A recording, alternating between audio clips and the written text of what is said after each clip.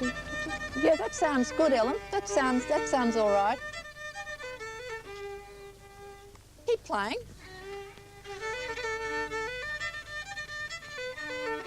Yeah, that sounds all right. Not too bad. Try and get a bit more of a lilt to it, you know, when you're at the beginning of the bar, try and get it to jump a little bit, the beginning of the bar.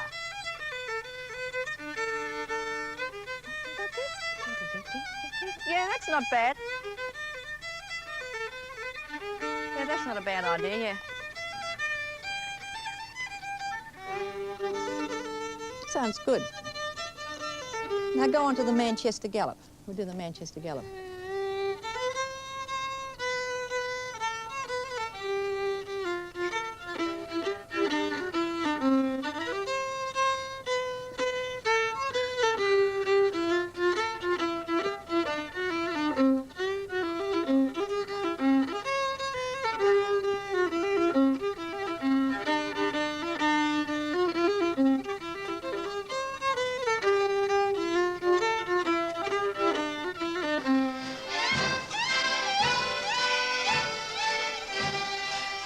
Joan Martin's bringing the past alive.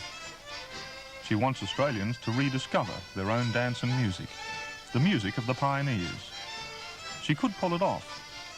She's a woman with spirit, what she does is great fun, and the timing's right.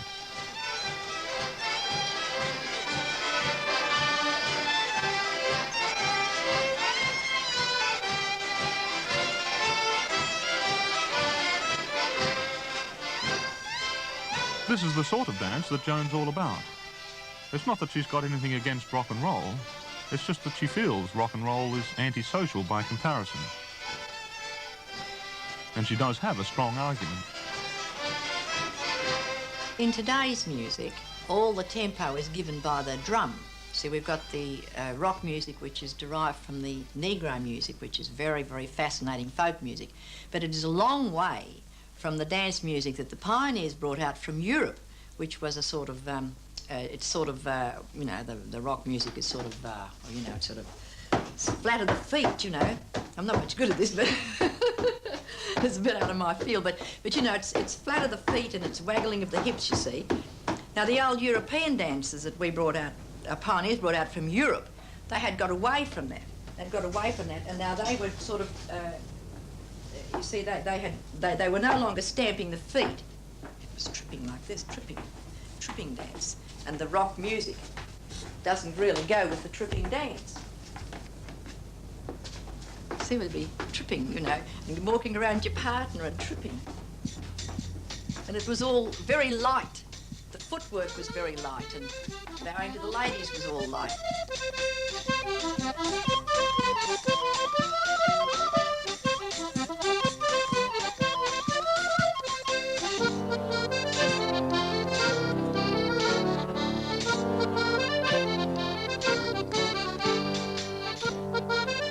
Some of the old Australian dances are remembered and still performed in the bush. Joan's a regular visitor to dances like these, but it's not only the dance she's interested in. She loves to find the old musicians who can remember some of the tunes and how to play them.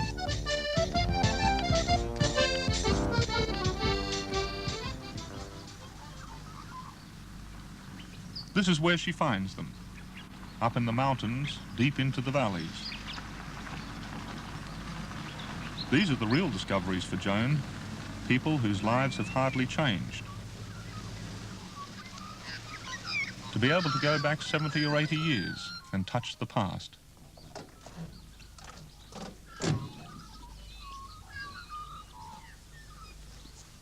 Hello, Mr. Hibberson. Hello, Joan.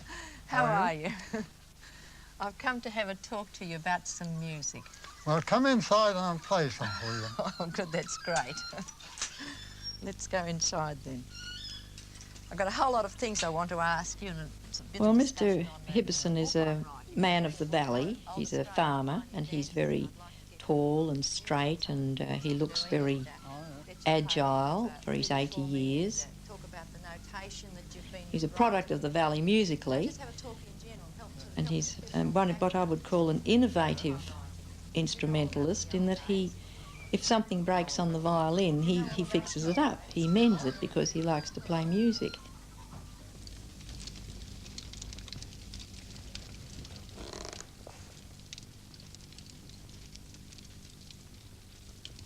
Could you let me hear the style of playing? Give me a little tune by ear, you know, just let me hear the sound of it.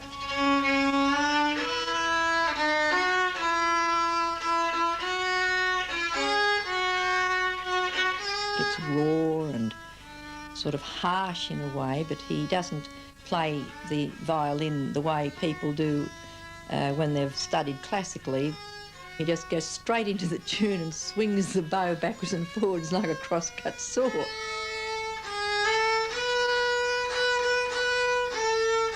He puts a lot of himself into it, and you can get the character, the straight-backed old gentleman who has worked hard all his life. He's honest and straightforward, and he has a very direct approach to life and a direct approach to his music.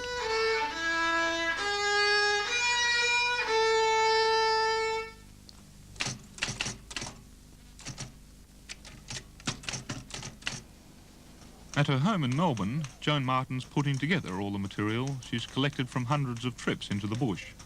She's writing a book. It's called Australian Pioneer Dances. What's really emerging is the history of her own life. A life of great joy and of tragedy. The story of a woman that could be any woman. A happy childhood, a brief showbiz career, of marriage and the breakdown of marriage. And of years at home bringing up a family. Joan's already an established writer. Songs and poetry, lots of short stories and articles, and one other book.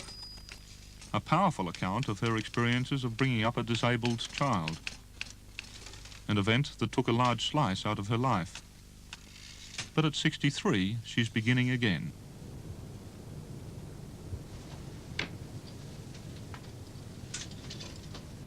There, Rudy? Yes, Joan. Here we are. Hi. Sorry we're a bit late. How are you? Right on time. Right on time. Put your clock Put it back all a there. quarter of an hour. Right. We'll put it down here. We got this new song that we thought we'd like to discuss with you, and it's all coming out to Australia.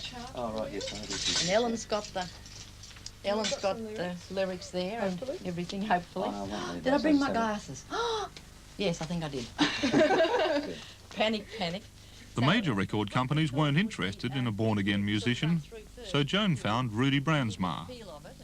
Rudy's life changed the day Joan first walked through his studio door. First, you like to work from the drums up, don't you? Well, But you're a wicked city musician, aren't you? He's a rock and roller who's come to believe in Joan's passion. And like Ellen, Joan's daughter, he's been conscripted to the cause. The voice with it. You don't want me to play the guitar, do you? No. Every time. You've heard my guitar playing, haven't you? Can you cope with that? yes. Can you handle it? Yes, that'll be fine. Okay. Between them, they've recorded 6 LPs. The records don't make any money. It's the writing that supports her. But if you want to push song and dance, you've got to have the music. Okay. It's about the same. Yep. All right. Now we'll go on to the one, somehow that old boat had the will to stay afloat. That was the one. There's a determination about Joan that's infectious. Yes. What was the... She denies it, but people do drop everything to follow her. That ship was none too sound. We'll start off. 1, 2, 3, go. That ship was none too sound. Oh. What key was that? What key was that? I just got the headphones on and I can't hear anything. Oh, no. I'll turn it up, all right? No, it's all right, play the Rudy. C It's all right, it's all right. I've got to use this willpower. I can hear myself going. La, la, la, la.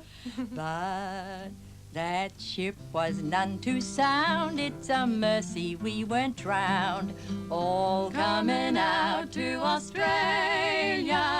But somehow that old boat had the will to stay afloat. All coming out to Australia. I'll record all sorts of different things, but I like any music that's well done. You know, if the people are sincere about doing it, as I know Joan is. And it's really important, I think, that people get to hear what Australia's history musically is like, because kids today, you know, you turn on the radio and all you get is American and English pop music. The two of you seem to have a really good rapport. Oh, yes, she reminds me of my mother. But no, Does she really? no, yes, she does. Yes, she does, because she cares about people that she works with, and that, you know, as soon as she walks in, it's just instant, like that. It's a nice feeling. Yeah, it is. It's really good. It's and you can't put a value on that. You know, she's just a lady that should be heard. We were shearing down at Mungandai, the going had been tough. We reckoned when we'd finished work that we had worked enough. Joan was first heard between the wars. She was a hillbilly star, a queen of country and western music. There was music down in the hollow. It was a time when Australia opened its doors to American films and music. We were swamped by American culture. If the look and sound of Joan's music then was very American, she's determined now to reverse the process. The passion's still music, but it has to be Australian.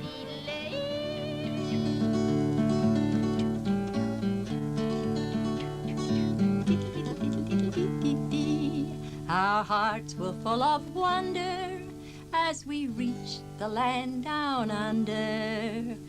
When we arrived in Australia, our grandpa bought a dray and we soon were on our way, searching for gold in Australia. We all took a trip on an immigrant ship 10,000 miles away. No mistakes.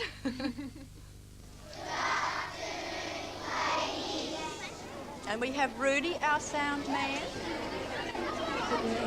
This is the real audience for Joan. The children call her the Pioneer Lady. Even the costumes and the mop caps have caught on. When I go into school and I say we're going to do an Australian dance or and sing an Australian song, they go, hooray! You know, I think that's great fun.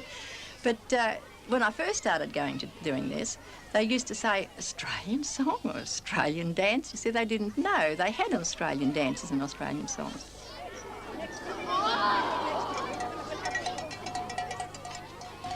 We lost track of our young people during the 1940s. See, dance has always been handed from one generation to the next. And in Australia, the Australian men used to be the best dancers in the world. There was no doubt about that. And they always handed the dances down to their sons. And sons follow their fathers. But in the 1940s, they had the war, the Second World War, men all coming back from the Second World War who hadn't been in touch with their young children. When they came back, they didn't relate to them as well, all the adjustments after the Second World War. And we lost touch of our young people. We had the population bulge. All suddenly, the world was full of babies and we were going crazy. We didn't know how to rear them all. No housing, many social problems that arose. And they lost faith with the older generation, and the older generation lost patience with the younger generation, and we had a huge revolution of youth.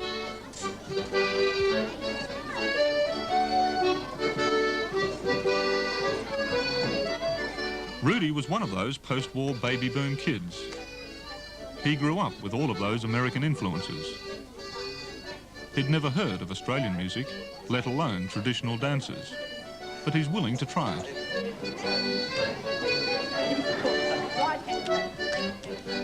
Whenever I ask Rudy to demonstrate a dance with me, I find that the boys in the class are very happy because Rudy's good-natured about getting up and giving the dance a go.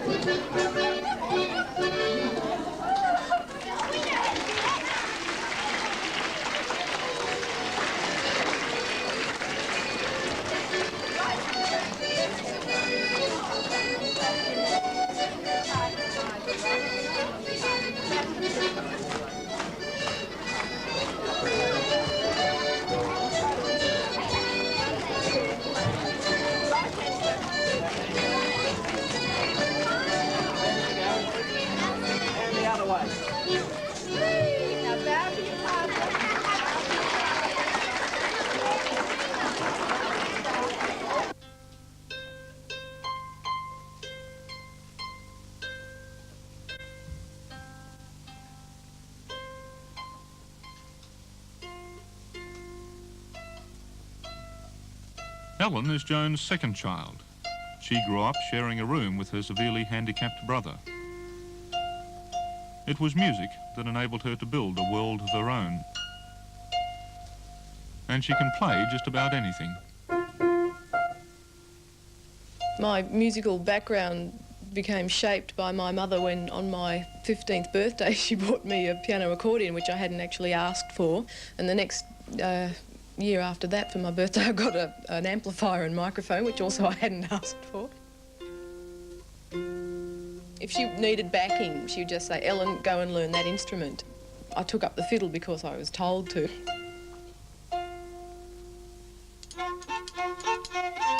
The Martin house resembles a music shop. Dozens of instruments and a collection of objects that look decidedly unmusical, but put together they make the music of Australia's past.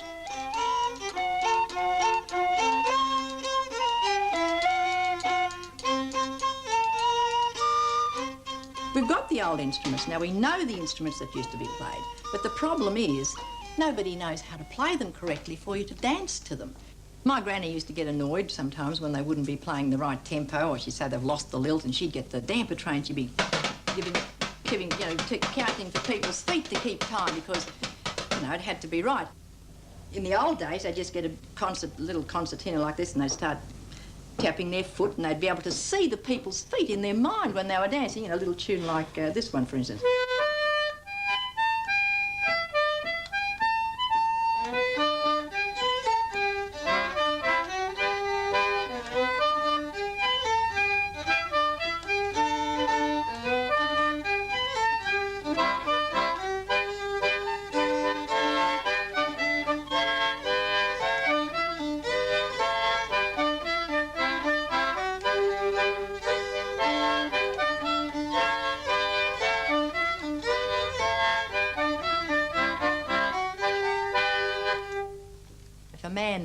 Didn't know how to dance, he quite often wouldn't find a wife.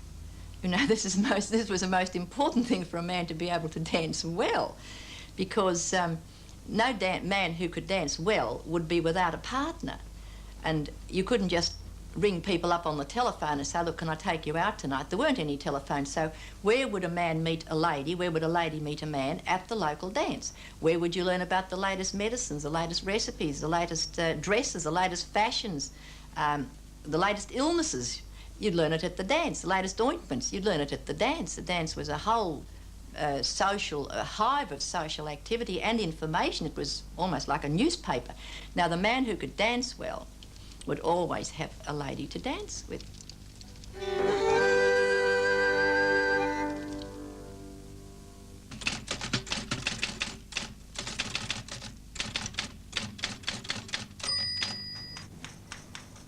Performing, recording, teaching and writing. Joan's life now is music, but it's strange how often music is born out of hardship. When Joan was 40, her youngest son David was born. She knew immediately there was something different about this child. He was remote, cocooned in his own world. Doctors said she wasn't a good mother, didn't love him enough. It was years later that David's condition was diagnosed. Autism, a condition that means preoccupied with self, someone who remains aloof. David never learnt to talk. He once said 2 words, mum and car. It was enough to give Joan hope. When David was 6, Joan wrote a book. The Small Outsider was the story of hope that David might grow closer to other people. It wasn't to be. As he grew older, he became more isolated, more violent. At 15, he was placed in a mental institution.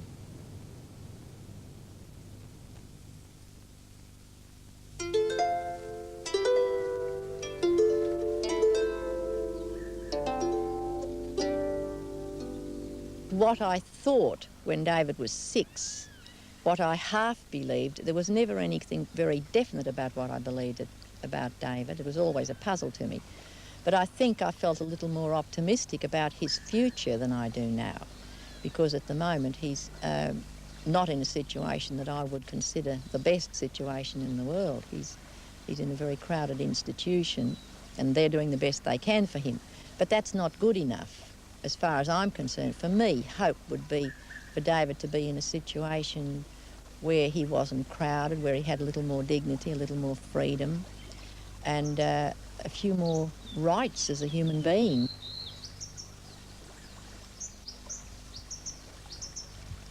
People react differently to personal tragedy. For Joan, the soul is repaired by music, songs and dances that bring happiness. But she is a writer, and the story of David is incomplete. It needs bringing up to date. But first there's the thinking, to turn the mind to issues most of us will never have to face.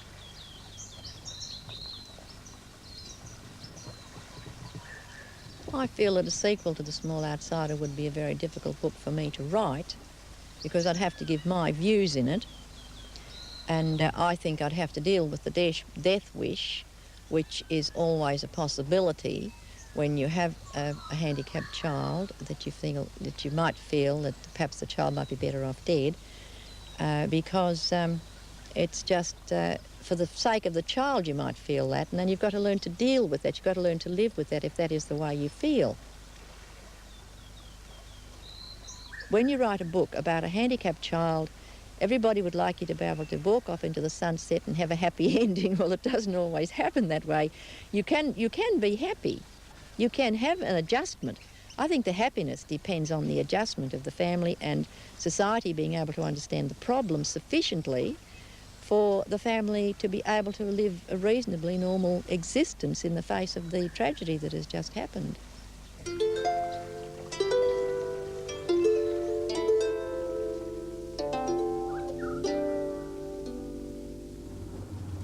Joan will write the second book when the time's right, but what the book won't include is the determination of a woman who confronted tragedy and came out of it. In many ways, it's typical of the stories of the pioneers that Joan's searching for, particularly the people of the bush, people who endured great hardship, but they survived. Just in the shadow of the mountains up here, you find the people who've been here for 5 and 6 generations, and it's a totally different way of life, and it's a very full life that they lead, in that they are very close to each other, they're friendly, it's a very contented life, and I think I like the contentment and the peace of mind that they have up here. And I think that when I get up here, I see the past, which was a very happy past for me, with all the uncles and aunts around, and all the happiness that went with it, and the social functions, the parties and the songs, with no television, no radio, so we made our own fun. And I think you get a little bit closer to that type of living when you get out into these very, very isolated areas.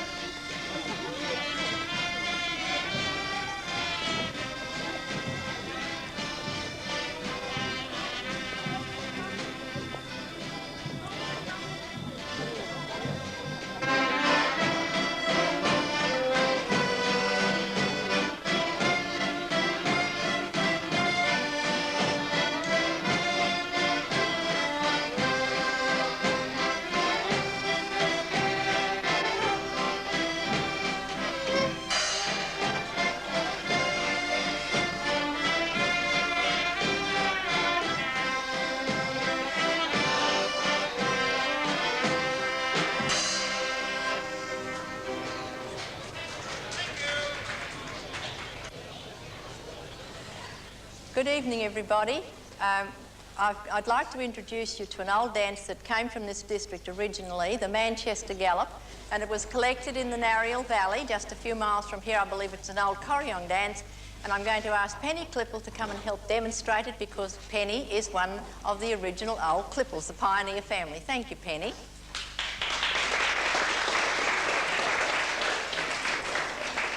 Thank you, Keith.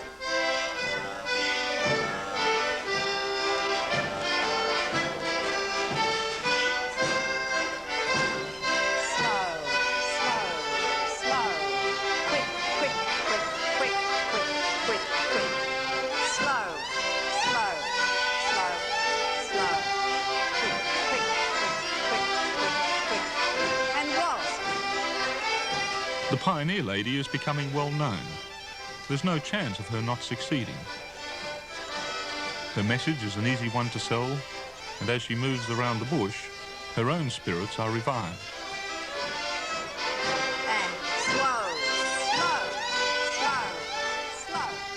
The despair of the lost years is replaced with hope. And it's infectious. Everybody join in. Come on, everybody join in. Right.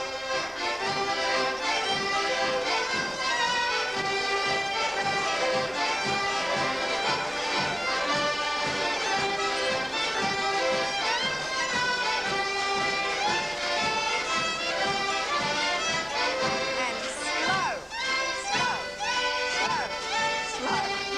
Quick, quick, quick, quick. Slow, slow, slow, slow.